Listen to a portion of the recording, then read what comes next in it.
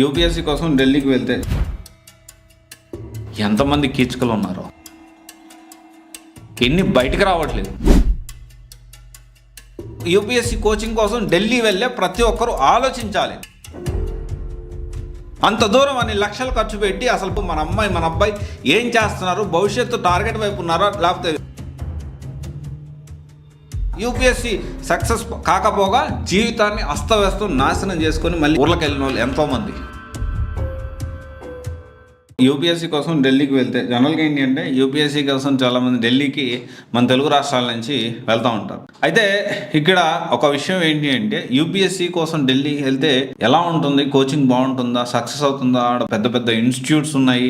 So అసలు UPSC కోసం ఢిల్లీకి యూపీఎస్సీకి వెళ్ళాడంటే వాడు ఖచ్చితంగా ర్యాంక్ సాధిస్తాడు అనే ఒక అపోహలో ఉంటారు చాలామంది స్టూడెంట్స్, పేరెంట్స్ కూడా. ఇక్కడ మనం అర్థం చేసుకోవాల్సిన విషయం ఏంటి అంటే యూపీఎస్సీ కోసం ఢిల్లీ వెళ్ళే వాళ్ళలో సక్సెస్ అయ్యే వాళ్ళకంటే కూడా ఫెయిల్యూర్ అయ్యే వాళ్ళు చాలా ఎక్కువ మంది ఉంటారు. ఇక్కడ మనం అర్థం చేసుకోవాలి, సక్సెస్ కాకపోగా కెరియర్ని, లైఫ్ని స్పాయిల్ చేసుకునే వాళ్ళు బోలెడు మంది నాకు తెలుసు. ఇప్పుడు మనం ఇక్కడ చూసుకుంటే అట్లీస్ట్ అసలు మన అశోక్ నగర్లో ఏం జరుగుతుంది, అమ్మాయిలకి సేఫ్టీ ఉందా లేదా, లేకపోతే ఇన్స్టిట్యూట్స్ బాగా చెప్పిస్తున్నాయా లేదా, సో ఇక్కడ ఫుడ్ ఎలా ఉంటుంది, సో ఎన్వైర్న్మెంట్ ఎలా ఉందనేది ప్రతి ఒక్క పేరెంట్స్కి అందాజుగా, పూర్తిగా కాకపోయినా అందాజుగా, అంటే కొంచెం ఒక ఎస్టిమేషన్తో ఉంది. ఢిల్లీలో పరిస్థితి అనేది చాలా భిన్నంగా ఉంటుంది. ఢిల్లీలో కల్చర్ అనేది చాలా డిఫరెంట్గా ఉంటుంది. సో విభిన్నమైన కల్చర్ ఉంటుంది, చాలా ఫాస్ట్ వెస్టర్న్ కల్చర్. అండ్ సరే ఇదంతా పక్కన పెడితే మా అబ్బాయి మా అమ్మాయి కేవలం ఏకలవ్యుల ఫోకస్ టార్గెట్ మీద ఉంటారు, వేరే డిస్ట్రాక్షన్ అవ్వరు అని చెప్పి అనుకుంటే బ్యాచ్ సైజ్ చూసుకుందాం. బ్యాచ్ సైజ్ అనేది అన్లిమిటెడ్.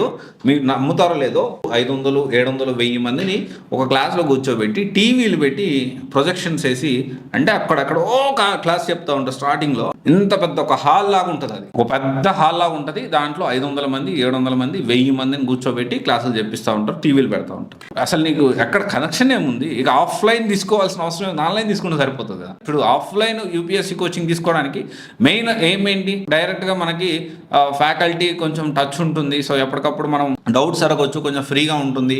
మనకు ఒక ఫిజికల్గా మనం కూర్చొని వినడం అని చిన్నప్పటి నుంచి అలవాటైంది కాబట్టి దానికోసం ఆఫ్లైన్ వెళ్తున్నారు. ఇంత పెద్ద క్లాస్లో అసలు సంబంధం లేకుండా టీవీలో చూసే కాడికి ఆఫ్లైన్ కోచింగ్ తీసుకోవడం ఎందుకు? ఇది అన్లిమిటెడ్ బ్యాచ్ సైజ్ ఢిల్లీలో చాలా ఇన్స్టిట్యూట్స్లో ఉంటుంది.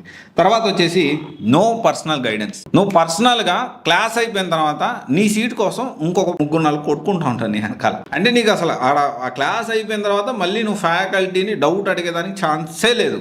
సో కాల్డ్ పెద్ద పెద్ద ఇన్స్టిట్యూట్ల గురించి చెప్తా ఉన్నాను నేను. ఢిల్లీలో ఆల్మోస్ట్ ప్రతి ఇన్స్టిట్యూట్కి నేను తిరిగి ఉన్నాను. తర్వాత ఫుడ్ క్వాలిటీ మన భగవంతుడికి తెలియాలి. ఫుడ్ అసలు అక్కడ ఫుడ్ క్వాలిటీ, వెదర్ కండిషన్స్ అనేవి చాలా బ్యాడ్గా ఉంటాయి, అది మనందరికి తెలుసు. తర్వాత ఇంకా మనం మెయిన్గా చూసుకుంటే ఆన్సర్ రైటింగ్ కానీ, నీకు డౌట్స్ వచ్చి క్లియర్ చేయడానికి కానీ, నీకు ఎమోషనల్గా సపోర్ట్ ఇవ్వడానికి కానీ, మెంటర్షిప్ అనే కాన్సెప్ట్ కానీ చాలా తక్కువ ఉంటుంది. Very important, no safety for boys and girls. అందరికీ కాదు, ఎక్కువ మందికి సేఫ్టీ అనేది ఎంతవరకు ఉంటుంది అనేది ఇక్కడ క్వశ్చన్ మార్క్. ఎందుకంటే రూమ్స్లో యూపీఎస్సీ కోచింగ్ అని వచ్చి కొంతమంది అబ్బాయిలు ఇలా ఉంటారు, కొంతమంది అమ్మాయిలు అలా ఉంటారు. వీటన్నిటికంటే ముఖ్యం, ఇంపార్టెంట్ ఏంటి అంటే ఎంతమంది కీచకులు ఉన్నారో.